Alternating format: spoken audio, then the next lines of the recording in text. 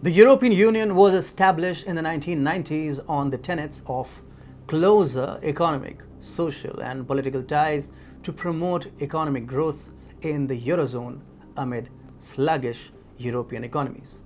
Since then, the Union has seen red letter days together. But in the new geopolitical spectrum, the EU is now definitely falling apart. There's resentment and hostility, as well as a rise in internal conflicts. This is all because of Germany's new gas diktat. Hi, and welcome to TFI Global, the foreign affairs and geopolitical analysis arm of the TFI Media Group. I'm your host Atul Mishra, and if you haven't subscribed to the TFI Global channel yet, hit the subscribe button and press the bell icon to receive all the latest updates. Let's begin. The foundational principle of the European Union has been united in diversity.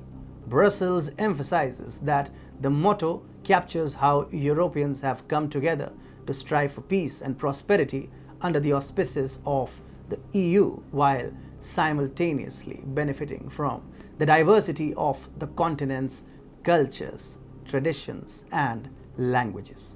In difficult times, the Union made a concerted effort to remain unified. For instance, it nearly survived the worldwide economic downturn of 2008. Additionally, it somehow managed to address the 2015 Syrian refugee crisis. The EU also managed to survive the 2020 coronavirus pandemic despite the fact that a few Western countries such as Germany, Italy, and Greece were seriously affected. Overall, though, the EU could maintain its fundamental ideals of unity despite the challenges it faced. As of now, there was hardly any major pushback among EU members. But the bloc has turned turtle amidst the Ukraine war.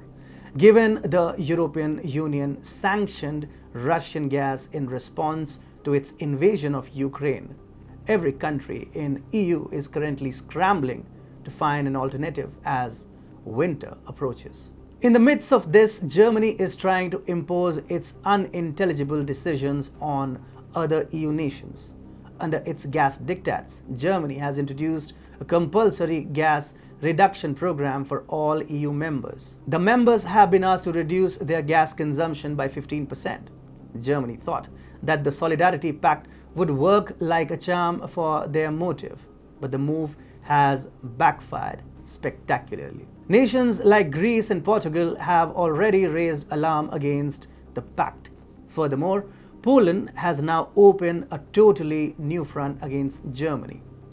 As Germany looks to a majority vote for the passage of the gas reduction draft, Poland has ensured that it won't permit Germany's fantasies to come true. Poland has expressed its opposition to binding cuts and could exercise its veto power over this decision. Furthermore, Poland has stressed that it prefers unanimity for such decisions.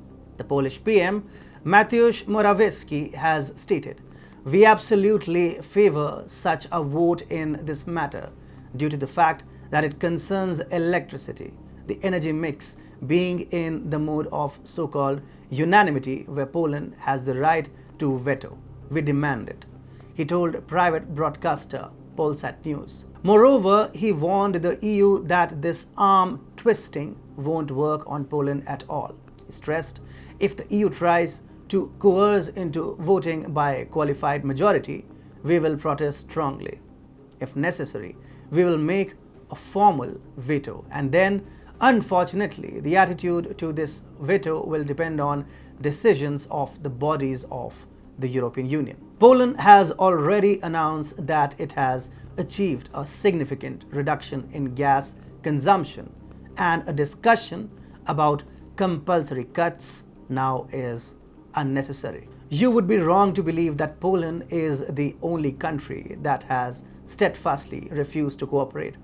Hungary was in fact the first nation to object to the plan. And as time has gone on, more and more countries are beginning to speak out against Germany's tyranny. Within the bloc, there is discernment that is apparent. In every previous crisis, let's say the COVID pandemic, the EU managed to somehow resume its economic growth without too much difficulty. Although there were significant repercussions and a sense of unease among countries related to the distribution of the COVID recovery fund, the bloc somehow managed to maintain its cohesion and chose a peaceful path to its economic recovery.